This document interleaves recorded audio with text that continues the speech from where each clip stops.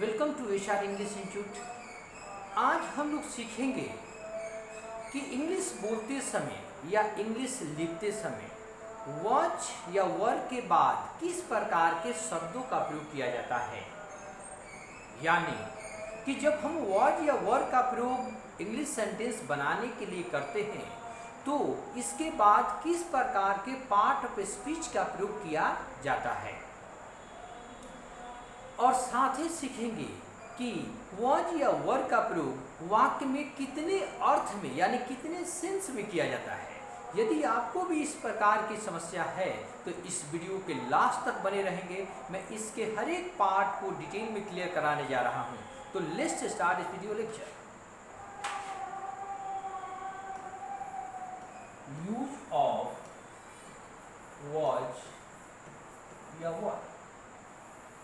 ध्यान वॉच या वर यह भाग 2D का ही एक पार्ट है। यानी 2B के अंतर्गत ही वॉच या वर का प्रयोग किया जाता है। यदि इसके प्रेजेंट फॉर्म की बात किया जाए तो मैं इसके ठीक पिछले वीडियो लेक्चर में बताया था कि 2B का प्रेजेंट फॉर्म डिटेल में इज एम आर होता है और इसका पास्ट फॉर्म वॉच या वर होता है, जिसे V2 के नाम से भी हम जानते हैं। और इसका थर्ड फॉर्म की बात किया जाए तो बीन होता है और इसका V4 फॉर्म की बात किया जाए तो बीन होता है। और इज एम आर में से यदि V5 फॉर्म की बात किया जाए तो V5 इज या एम होता है। यदि बात करें वर्ड्स के उच्चारण का तो वर्ड्स को हम जनरली वाज भी कहते हैं और वर को जनरली वेयर भी कहते हैं। यहाँ वर्ड एक सिंगुलर फॉर्म है, यानी कि जब भी हम वाक्य में इसका प्रयोग करते हैं तो यह एक किसी सिंगुलर सब्जेक्ट के साथ होता है, जैसे ही, सी, इट, कोई एक नाम एक्सेट्रा। और वहीं पर हम यदि बात करें वर का तो वर एक वर्ब का ये वर्ब का ये प्लूरल फॉर्म है, यानी यह प्लूरल वर्ब है। तो आप देखे होंगे कि इसका प्रयोग जनरली ये प्लूरल सब्जेक्ट के साथ किया जाता है, जैसे दे, वी, यू, या कोई लड़के के नाम या लड़कियां का नाम हो, जैसे यहाँ पर मैंने बॉयज दिया और यहाँ पर गर्ल्स दिया। और इन्हीं का यदि नाम यदि दो या दो से अधिक हो, जैसे यदि लड़के की बात किया जाए तो राम एंड श्याम। यदि बात किया जाए लड़कियां का तो ये कहते हैं रीता एंड गीता। यानी दो या दो से अधिक यदि नाम हो तो वहां पर हम वर का प्रयोग करते हैं। और यदि सब्जेक्ट सिंगुलर होता है, यानी कि एक किसी व्यक्ति या वस्तु या प्लेस का नाम हो, तो वहां वर्स का प्रयोग होता है। तो मैं उम्मीद करता हूं कि आपको समझ में ये आ गया होगा इसके यानी वर्स और वर का प्रयोग कहाँ करते हैं।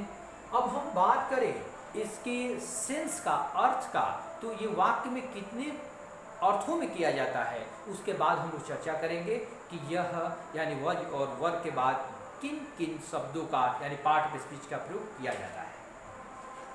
तो ध्यान दीजिए, इसको स्क्रीनशॉट आप ले सकते हैं।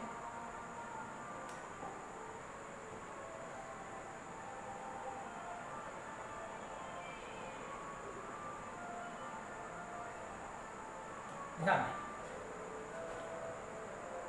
यदि इसके अर्थ की बात किया जाए कि ये वॉज या वर का और प्रयोग कितने अर्थ में किया जाता है, तो ध्यान दीजिए, जब हम वॉज या वर का प्रयोग करते हैं तो वहां पर किसी वाक्य के अंत में आपका पहला कंसेप्ट ये है कि उस वाक्य के अंत में था, थे, थी या थे एक बिंदु होगा, वा, ले जैसे शब्द, यानी ठीक इस प्रकार के शब्द प्रयोग होना चाहिए। या दूसरी बात है कि उस वाक्य के अंत में होता हा का प्रयोग होना चाहिए, या होती ही का प्रयोग होना चाहिए, या होते थे का प्रयोग होना चाहिए, या उस वाक्य के अंत में रहता था का प्रयोग होना चाहिए, या रहती ही का प्रयोग होना चाहिए, या रहते थे का प्रयोग होना चाहिए, या उस वाक्य के अंत में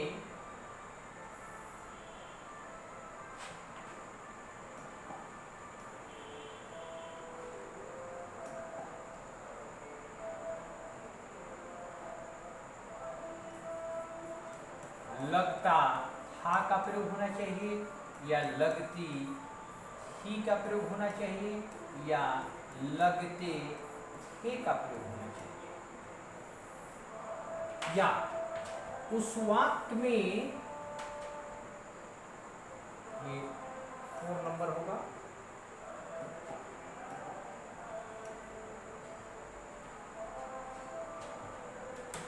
और या उस वाक्य के अंत में हुआ करता था प्रयोग होना चाहिए, या हुआ करती ही प्रयोग होना चाहिए, या हुआ करते ही प्रयोग होना चाहिए। या 6 नंबर, रहा करता हा प्रयोग होना चाहिए, या रहा करती ही प्रयोग होना चाहिए, या रहा करते थे प्रयोग होना चाहिए। या 7 नंबर की बात किया जाए तो वहाँ लगा करता था प्रयोग होना चाहिए, या लगा करती ही प्रयोग होना चाहिए, या लगा करते थे प्रयोग होना चाहिए। यानी लगभग इतने, यदि किसी हिंदी वाक्य के अंत में लगा हो तो इतने पहचान वॉज और वर के हैं जिनका इंग्लिश बनाते समय हम वॉज या वर का प्रयोग करते हैं। ध्यान दीजिए, ऐसा कब करते हैं? ऐसा करने का रीजन ये है कि जब किसी, पहले इसको हम समझ लें कि वॉज या वर का प्रयोग कब करते हैं। तो वॉज या were is used to tell something which happened in past time, यानी वॉज या वर का प्रयोग उस चीज को बताने के लिए किया जाता है जो पास्ट में घटित हो चुकी है। यानी कि इसमें जितनी भी बात बताएंगे वो कोई किसी नॉन एक्शन से रिलेटेड होगा, यानी कि उस वाक्य में कोई काम होने की बात नहीं किया जाएगा, उसमें केवल उस काम के बारे में बताने की बात होगा, या उस किसी चीज को बताने के लिए किया जाएगा। यानी कि नॉन एक्शन के दौरान इसमें हम लोग वॉज या वर का प्रयोग करते हैं। और यदि वहीं पर एक्शन की बात किया जाए, यदि एक्शन की बात होगी तो वहां पर हम लोग मेन वर्ब जैसे शब्द जो अर्थ में होगा उसका प्रयोग हम लोग करेंगे। जैसे मान लीजिए कि हम यदि कहते हैं इस शब्द का यानी रहता था, तो हम वर या वर के बदले में इसको लिव्ड से भी वाक्य को बनाते हैं। लेकिन लिव्ड का मतलब, प्रयोग करने का मतलब है कि वहाँ क्रिया हुआ, यानी मैं दिल्ली में रहता था तो आई लिव्ड इन दिल्ली, यहाँ पर रहने का मेरा क्रिया हुआ। और यहीं पर बात किया जाए नॉन एक्शन का, तो जैसे किसी चीज की हम बात कर रहे हैं, जैसे हम कहते हैं कि प्लास्टिक के मजबूत पहले रहता था। आदमी पहले सुखी रहते थे, यानी कि यहाँ पर रहने का सेंस नहीं, यानी रहने की बात नहीं कह रहे हैं, यहाँ पर सुखी का मतलब वहाँ बता रहे हैं कि वो सुख में रहते थे, यानी उनका यहाँ पर स्टेट की बात कह रहे हैं, हम लोग एक्शन की बात नहीं कर रहे हैं, हम लोग एक अवस्था की बात कर रहे हैं, स्थिति की बात कर रहे हैं। तो ऐसी सेंस में इनका प्रयोग हम लोग करते हैं। तो ध्यान रखिए, कुछ हम लोग सेंटेंस से भी क्लियर करेंगे। जैसे इसको स्क्रीनशॉट ले लें।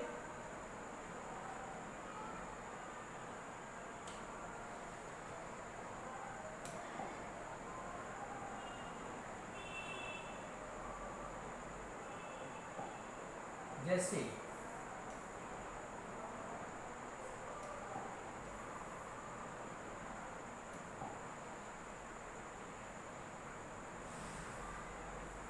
पुराने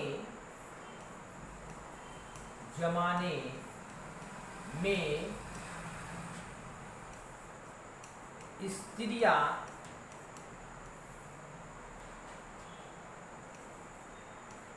लज्जाशील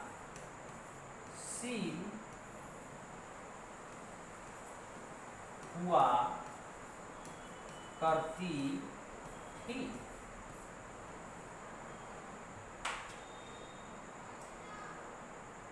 तो यदि यहाँ पर देखें तो यहाँ हुआ करती थी का प्रयोग हुआ है, यानी कि यहाँ लज्जाशील होने की बात कर रहा है ना कि एक्शन की बात है। यहाँ पर नॉन एक्शन कार्य हो रहा है, यानी नॉन एक्शन है, यहाँ कार्य नहीं हो रहा है।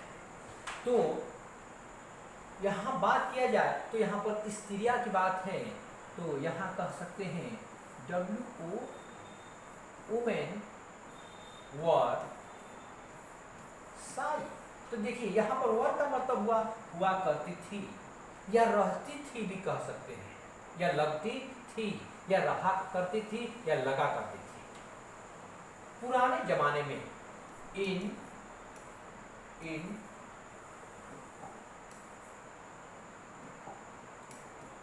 द olden time,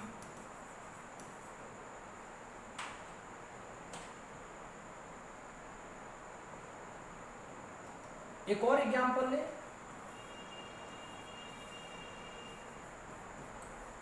भगवान राम के राज में लोग सुखी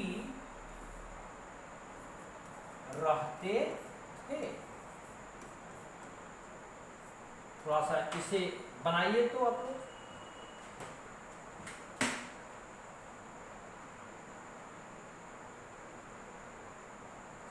ध्यान दीजिए, भगवान राम के राज में, तो यहाँ कौन सुखी रहते थे? तो सब्जेक्ट को आप यहाँ पर देखेंगे, यहाँ सब्जेक्ट है, तो लोग सुखी रहते थे। तो यहाँ बनाएंगे पीपल। देखिए रहना का यहाँ पर रहने की बात नहीं है कि वहाँ पर वो घर द्वार बनाकर रहने का काम करते थे, लोगों को बताया जा रहा है केवल ऐसा ही कि वो ऐसा करते थे, यानी पीपुल वर हैप्पी, यानी सुखी रहते थे, यानी खुश रहते थे। कब? तो भगवान राम के राज में। तो देखिए यहाँ जो प्रीपोजिशन होता है, तो हम लोग जनरली उल्टा बनाते हैं, इसको तब इसको और तब यहाँ पर इसको हम लोग प्रयोग कर देते हैं। तो यहाँ बनाएंगे हम इन द रीजन, माने राज का होता है द रीजन, RE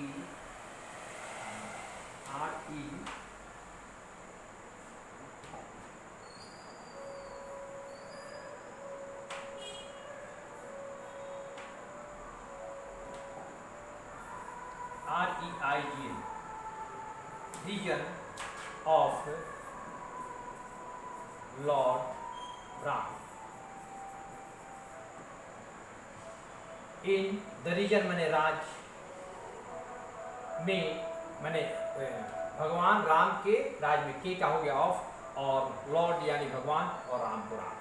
तो यहाँ पर देखिए कि भगवान राम के राज्य में लोग सुखी रहते थे। तो यहाँ पर रहने की बात नहीं है, यहाँ पर ये बताया जा रहा है केवल कि किस तरह के लोगों को कैसे सिचुएशन है, या सॉरी सिचुएशन था, यानी पास्ट में वो लोग किस प्रकार के थे। और भी यदि बात करें तो इसको स्क्रीनशॉट ले लें।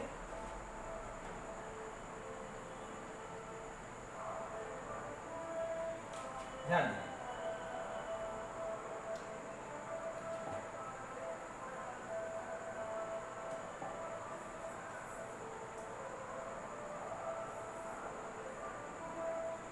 प्राचीन काल में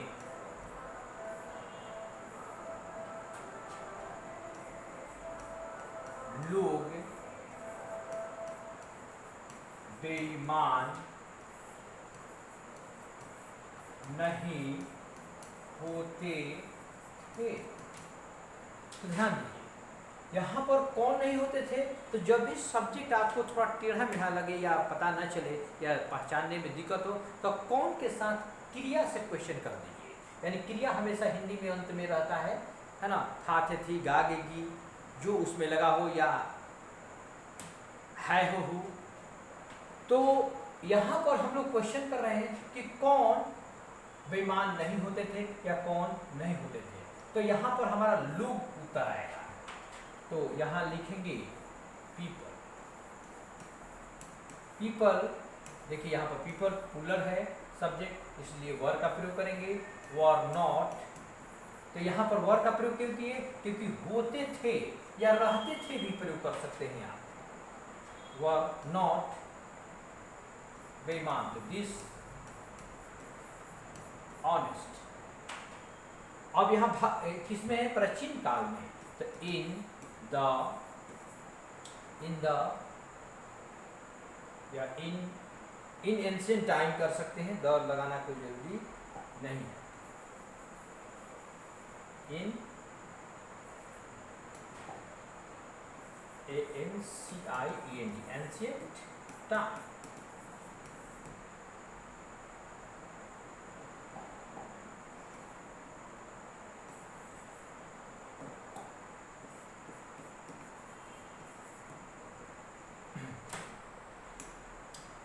ध्यान दीजिए, इस तरह से हम इतने सेंसों में करते हैं। यानी इस तरह के वाक्य यदि आपको भी दिखाई देता है तो उस कंडीशन में, यानी उस स्थिति में आप वॉज वर का प्रयोग कर बनाएंगे।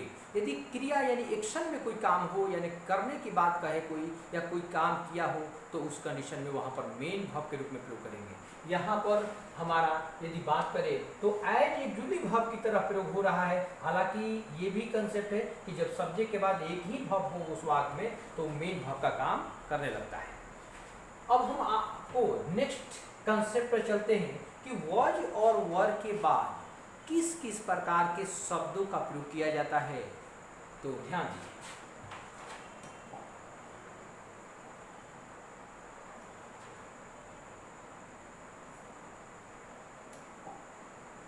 ध्यान दीजिए कि पहला कंडीशन इसका है कि इसमें सब्जेक्ट के बाद जब वॉज या वर लगे या लगाना हो, तो इसके बाद कोई नाउन आना चाहिए। नाउन किस प्रकार आएगा, तो नाउन यहाँ पर या तो ये यहाँ सिंगुलर आएगा, या तो यहाँ प्लूरल आएगा। सिंगुलर यदि आएगा तो सिंगुलर का मतलब होता है एक वचन, और प्लूरल का मतलब होता है बहुवचन। यानी यहाँ कोई नाउन आएगा तो एक वचन वाले, यानी एक किसी व्यक्ति वस्तु को बताने वाला होगा, और यहाँ पर दो या दो से अधिक व्यक्ति वस्तु को बताने वाला संज्ञा आएगा। अब यदि बात करें सिंगुलर नंबर का, तो इसे यहाँ पर दो तरह के नाउन आपको दिखाई देगा। एक देगा सिंगुलर काउंटेबल नाउन, और एक देगा यहाँ पर सिंगुलर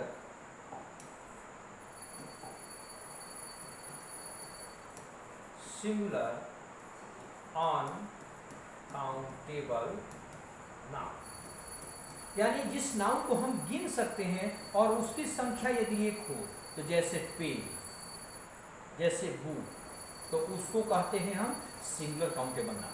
यहाँ सिंगुलर काउंटेबल नाउन जब भी आएगा तो यहाँ एक अपने पहले सुटेबल आर्टिकल को लेकर आएगा वाक्य में, यानी जब नाउन प्रयोग हुआ तो ए पेन या ए बुक का प्रयोग होगा।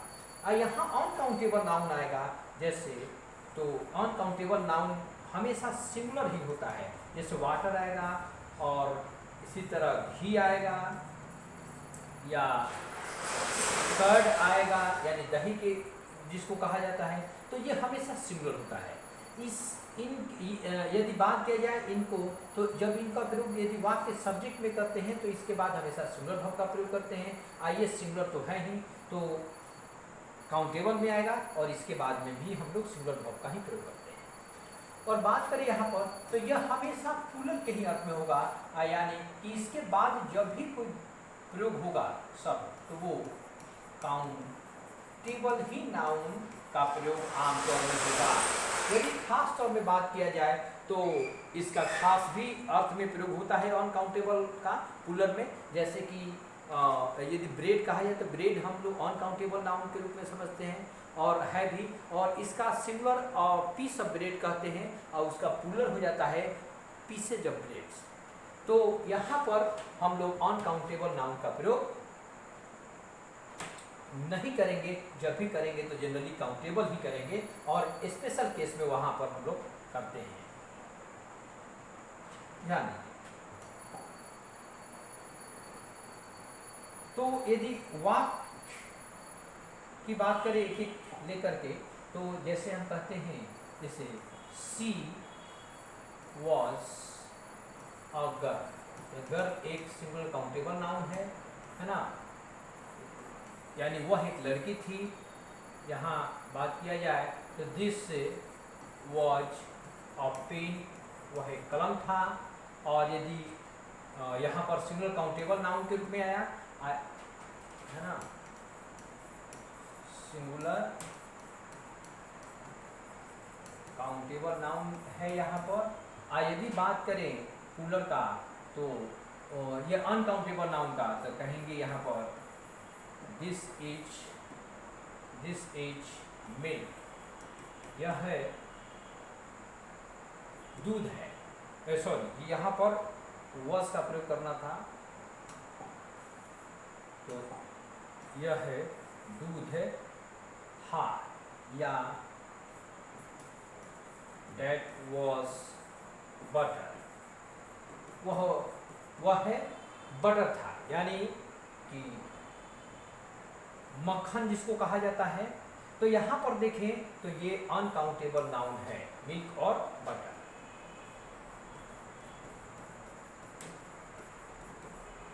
तो ध्यान रखिए कि वॉज और वर के बाद में सिंगुलर काउंटेबल नाउन का प्रयोग हुआ तो उसके पहले एक आर्टिकल लगेगा, और वॉज और वर के बाद में यदि अनकाउंटेबल नाउन का प्रयोग होगा तो उस कंडीशन में वो वहाँ पर अनकाउंटेबल, यानी कि वॉज या वर के बाद अनकाउंटेबल नाउन का प्रयोग होगा, तो उस कंडीशन में हम लोग आर्टिकल का प्रयोग नहीं करेंगे।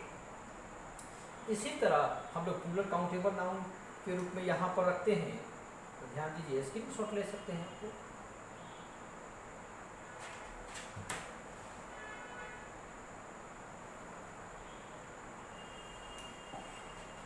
जैसे these were players, यानी ये खिलाड़ी थे, यहाँ प्लूरल काउंटेबल नाउन हो गया। या they were teachers, वे लोग शिक्षक थे, यहाँ भी प्लूरल काउंटेबल नाउन हुआ। और those are books, वे सब किताबें थीं, तो यहाँ जो प्रयोग हुआ प्लूरल काउंटेबल नाउन का प्रयोग किया। इससे भी स्क्रीनशॉट ले लें। इसी तरह ध्यान दीजिए कि यदि वॉज वर्ग के बाद दूसरा इसका कंसेप्ट है कि वॉज और वर्ग के बाद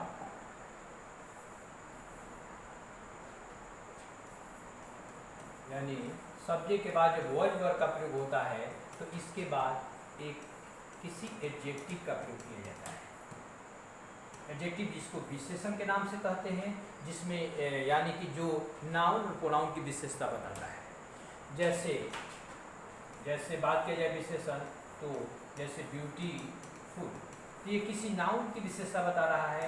इंटेलिजेंट, तो उसे विशेषण कहते हैं।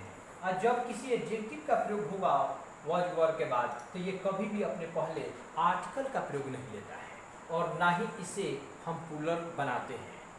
तो ध्यान दीजिए, एग्जाम्पल लेते हैं तो ये होगा शी वॉज ब्यूटीफुल, यानी वह सुंदर थी, यानी अब वो सुंदर नहीं है, ऐसा इस वाक्य से लग रहा है। तो यहाँ पर एडजेक्टिव का प्रयोग हुआ। और वहीं यहाँ पर बात करें तो ही वॉज हैंडसम, यानी वह तेज था, यानी कि अब वो तेज नहीं है, यानी कि ये पास्ट के उसके चीज़ों को बताया जा रहा है, इसमें कोई एक्शन नहीं हो रहा है, ध्यान रखिए। इसी तरह नेक्स्ट ध्यान दीजिए, अगला ये कंडीशन इसका है कि यानी थर्ड इसका कंडीशन है कि सब्जेक्ट के बाद जब वॉज या वर्ग का प्रयोग होता है तो यह अपने बाद एबल टू का प्रयोग लेकर अपने बाद भी1 को लेता है। इसके बाद ऑब्जेक्ट के रूप में कोई नाउन या अन्य शब्द आ सकता है। ध्यान दीजिए, ये किसी योग्यता को बताने के लिए, यानी कूड जैसे के बदले में, यानी कूड जैसे शब्दों को, यानी क्षमता को बताने के लिए प्रयोग किया जाता है। जैसे यदि बात करें वॉच और वर्क और प्लस एबल टू प्लस भी1 की, तो ये ठीक इसी प्रकार फूड प्लस भी1 के जैसा काम करेगा, या हैव प्लस भी1 की तरह यह काम करेगा। यानी पास्ट के किसी कार्य को बताने के लिए करते हैं, जैसा कि इसमें है ना, या और इसमें भी वही काम करते हैं। तो अब ये सेंस के आधार पर अलग अलग प्रयोग हम लोग करते हैं वहाँ पर। तो जनरली यहाँ पर मान कर चलिए कि was were able to plus भी1 इसी के बराबर अर्थ देने वाला ये होता है। जैसे I was able to speak English, मैं अंग्रेजी बोल सकता था, यानी कि ये कह रहा है कि मैं अंग्रेजी बोलने में सक्षम था। तो यहाँ पर एबल का मतलब होता है योग्य, यानी उसके काबिल था बोलने के, लेकिन मैं बोल नहीं पाया। तो यहाँ पर हम लोग वॉज वर्ग का प्रयोग जो हम लोग कूड के सेंस में कर रहे हैं। इसी तरह यदि नेक्स्ट बात करें तो हम लोग सब्जेक्ट के बाद वॉज या वर्ग का प्रयोग कर एक के आर्टिकल का प्रयोग कर एक एडजेक्टिव का प्रयोग कर हम किसी एक नाउन को रखकर वाक्य बना सकते हैं। यानी वर्ग या वर्ग के बाद में यहाँ पर article plus adjective plus noun का प्रयोग होता है। जैसे she was a beautiful girl, यानी वह एक सुंदर लड़की थी। तो यहाँ ध्यान दीजिए कि आर्टिकल हुआ, यहाँ एडजेक्टिव हुआ ब्यूटीफुल, और गर्ल यहाँ नाउन हुआ। तो article plus adjective plus noun का प्रयोग कर यहाँ पर हम वाक्यों को बता रहे हैं, यानी कि यहाँ पर उसके वो लड़की के बारे में बता रहे हैं। यानी कि कुल मिलाकर बात हुआ कि वॉज वर्ग के बाद article plus adjective plus noun का प्रयोग होता है। इसी तरह देखें, अगला इसका कंडीशन है कि सब्जेक्ट के बाद वॉज या वर्ग के बाद एक आर्टिकल आएगा, एक इसके बाद एडजेक्टिव नहीं एडवर्ब का प्रयोग करेंगे, एडवर्ब का प्रयोग होगा, और तब एक एडजेक्टिव आएगा, और तब यहाँ नाउन का प्रयोग होता है। जैसे एग्जाम्पल की बात करें तो I was a very handsome boy. मैं एक बहुत ही सुंदर लड़का था। यानी कि यहाँ पर देखिए ये एडवर्ब हो गया, एडीवी एडवर्ब हुआ, ये आर्टिकल हुआ, और यहाँ पर हैंडसम एक एडजेक्टिव हुआ, और यहाँ पर बॉय एक नाउन हुआ। यानी कि यहाँ पर कुल मिलाकर मैं बताने वाला हूँ कि वॉज या वर्ब के बाद article plus adverb plus adjective plus noun का प्रयोग होता है। नेक्स्ट कंडीशन इसका है, इसको स्क्रीनशॉट ले लें आप लोग। यानी 7वां कंडीशन इसका है कि सब्जेक्ट के बाद जब वॉज और वर का प्रयोग होता है तो इसके बाद 2 प्लस V1 का भी प्रयोग होता है। इसके बाद हम ऑब्जेक्ट के रूप में किसी और वर्ड को ले सकते हैं, जैसे यानी ऑब्जेक्ट के रूप में यहाँ पर ले सकते हैं। जब भी इस ऐसे का स्ट्रक्चर होता है, जब वॉज वर्ड के बाद 2 प्लस V1 आए तो इसका अर्थ होता है किसी क्रिया के साथ ने वाला था, क्रिया के साथ ने वाली थी, क्रिया के साथ ने वाले थे। यानी इस अर्थ में प्रयोग किया जाता है। जैसे I was to live at Rampur, यानी रामपुर एक गांव का नाम है। यह कह रहा है कि मैं रामपुर में रहने वाला था। यहाँ पर कह रहा है कि मैं रहने वाला था लेकिन नहीं रह पाया। तो यहाँ वॉज वर्ब के बाद देखिए इन्फिनिटिव के रूप में 2 प्लस V1 का प्रयोग हुआ है, यानी लिव या V1 है, और उसके बाद एक ऑब्जेक्ट के कॉम्प्लीमेंट के रूप में यहाँ पर शब्द एट, ऑब्जेक्ट के बाद कॉम्प्लीमेंट सी का मतलब कॉम्प्लीमेंट होता है। जैसे और ये she was to help me, यहाँ ऑब्जेक्ट के रूप में आया। ये कह रहा है कि वह मुझे मदद करने वाली थी, यानी वॉज वर्ब के बाद में 2 प्लस V1 के बाद ऑब्जेक्ट का प्रयोग होता है। इसे भी स्क्रीनशॉट ले लें। अगला कंडीशन है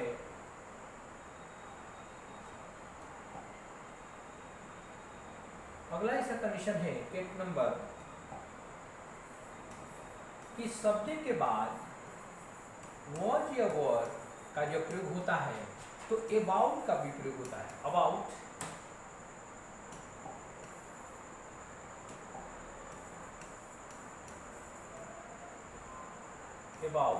plus 2 plus V1 plus object के रूप में यहाँ या कॉम्प्लीमेंट भी आ सकता है के रूप में एक शब्द यहाँ पर आएगा, जिसको अदर वर्ड भी मान सकते हैं। यानी कुल मिलाकर बात हुआ कि वॉज वर्ब के बाद अबाउट 2 प्लस V1 का प्रयोग होता है। यानी जैसे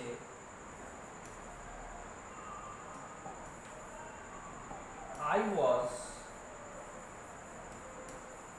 अबाउट टू वीप, इसका मतलब हुआ कि मैं रोने ही वाला था, यानी कि एकदम रोने को था, एकदम लास्ट पोजीशन पर था, मैंने तुरंत रोता ही। इसी तरह ले लीजिए she was about to go, यानी वो जाने ही वाली थे, तब तक कोई आ गया, आगे ये सेंस हो सकता है। तो यहाँ पर इस तरह से भी प्रयोग होता है। इसका नेक्स्ट है कंसेप्ट कि सब्जेक्ट के बाद वॉज या वर्ब के बाद जीरोन के रूप में या कंटिन्यूअस फॉर्म में हम V4 के रूप में भी करते हैं। यहाँ V4 के रूप में कर रहे हैं, ऑब्जेक्ट या कॉम्प्लीमेंट यहाँ आएगा, यानी ये पास्ट कंटिन्यूअस टेंस में इसका प्रयोग होता है। जैसे आई वॉज प्लेइंग क्रिकेट, यानी इसका अर्थ हुआ कि मैं क्रिकेट खेल रहा था, यानी कि रहा था, रही थी, रहे थे। यदि किसी वाक्य अंत में लगा हो तो वहां पर वॉज वर्ब के बाद V4 का प्रयोग कर ऑब्जेक्ट के कॉम्प्लीमेंट का प्रयोग करेंगे। यहाँ पर ध्यान रखिए, यहाँ पर प्लेइंग ये वॉज वर्ब के बाद एक्शन है, लेकिन यहीं पर हमारा ये जो बताया जा रहा था, जैसे यहाँ पर जो आ रहा था इसके ठीक पहले वाले में कोई एक्शन नहीं था, है ना। जैसा कि हम कहते थे कि भगवान राम के राज में लोग सुखी रहते थे, तो रहते थे यानी रहने की बात नहीं है, वहाँ पर बताया जा रहा है पुराने ज़माने में लोग ईमानदार होते थे या रहते थे, तो ईमानदारी को बताया जा रहा है, यहाँ पर काम करने की बात नहीं हो रहा है, ध्यान दीजिए। इसी तरह यदि बात करें हम नेक्स्ट कंडीशन का, तो इसका 10वां कंडीशन ये आएगा कि इसके पैसिव वॉइस में हम लोग प्रयोग करते हैं, यानी वॉज या वर के बाद इसके बाद V3 का प्रयोग कर कर यहाँ बाय का प्रयोग कर कर एक ऑब्जेक्ट के रूप में कोई नाउन या प्रोनाउन को रखते हैं। जैसे this book was written by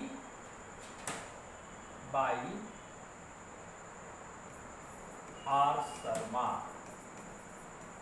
यानी इस किताब को आर शर्मा के द्वारा लिखी गई है, यानी लिखा गया है, यानी कि इसमें काम जो है वो दूसरा व्यक्ति कर रहा है इस किताब पर।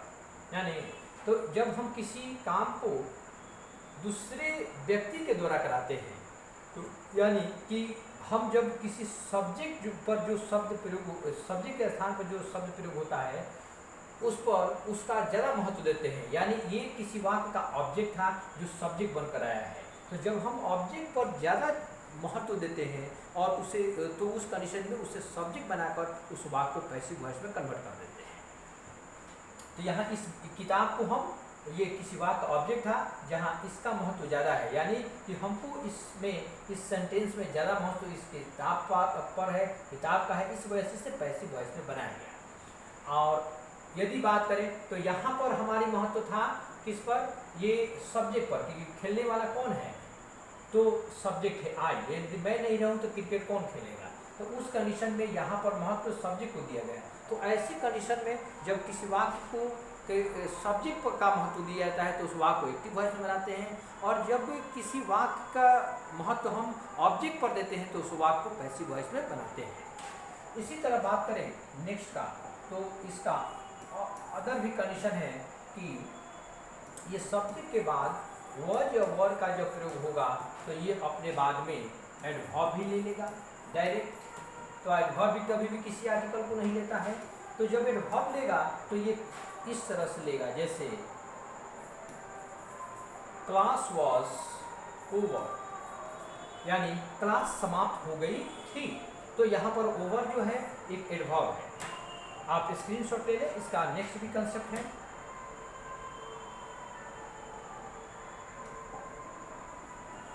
ध्यान दीजिए, सब्जेक्ट के बाद यहाँ हम लोग वॉज या वर का प्रयोग करते हैं, तो यह अपने बाद में एक V4 के रूप में, यानी V4 यहाँ होगा जो जीरंड का काम करेगा, जिसका अर्थ हम लोग रहा है रही है नहीं कह लगाएंगे, यहाँ पर ना ने नी का अर्थ लगाएंगे, ना ने नी का अर्थ लगाने लगेंगे, तो समझिएगा कि V4 रहा है रही है के रूप में काम न कर कर ये माने ये ना ने नी के रूप में काम करने लगा, इसका मतलब वो वर्ब नहीं जीरंड है, यानी जीरंड एक वर्बल नाउन है जिसको वर्बल नाउन भी कहते हैं। जैसे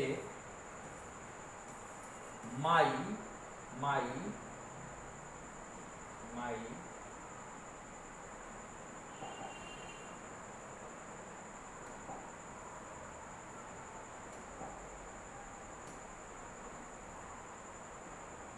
माई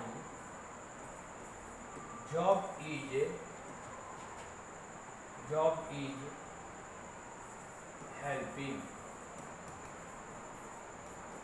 द पुअर, ऑब्जेक्ट ले सकता है।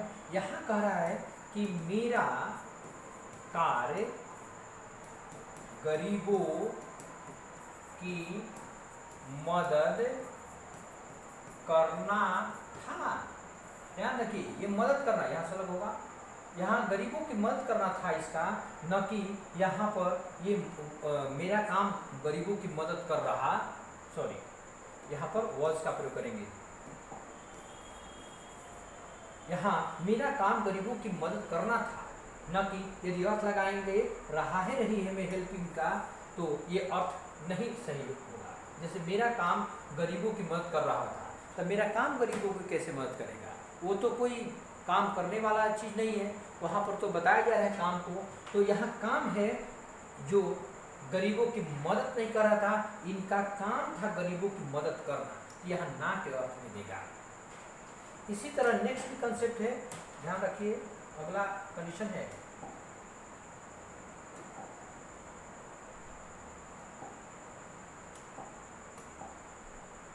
अगला कंडीशन है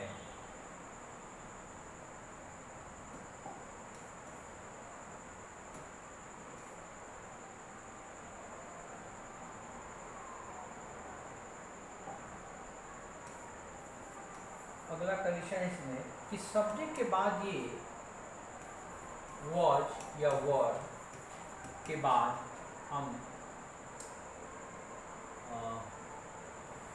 आर्टिकल का प्रयोग कर यहाँ भी3 एक पार्टिसिपल के रूप में भी कर सकते हैं। वहाँ पर ऑब्जेक्ट के रूप में जो वर्ड आएगा, यदि बात करें तो यहाँ नाउन को रखें तो ज़्यादा क्लियर होगा।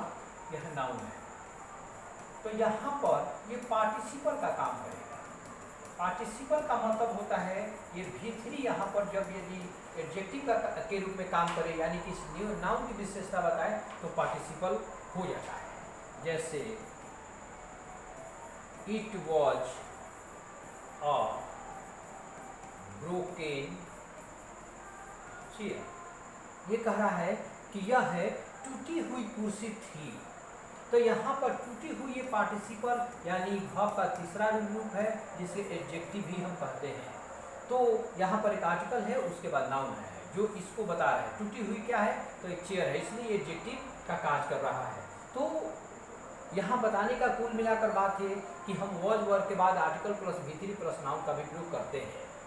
तो उम्मीद करता हूँ कि आप लोगों को ये बातें सारी समझ में आ गई होंगी। यदि किसी प्रकार की आपको समस्या हो तो आप बार बार इस वीडियो को पीछे जा कर के देख लें, और ये हर एक कंसेप्ट आपका क्लियर हो जाएगा। यदि इसके बावजूद भी आपको किसी तरह की समस्या हो तो आप कमेंट कर हमें बताएंगे, और साथ ही साथ इस वीडियो को लाइक सब्सक्राइब तथा शेयर अवश्य करें, क्योंकि हमें इससे हमें इसको बल मिलता है, और हम फिर इस प्रकार के वीडियो हम अच्छे लेकर आते हैं आपके बीच में। तो thank you for watching me.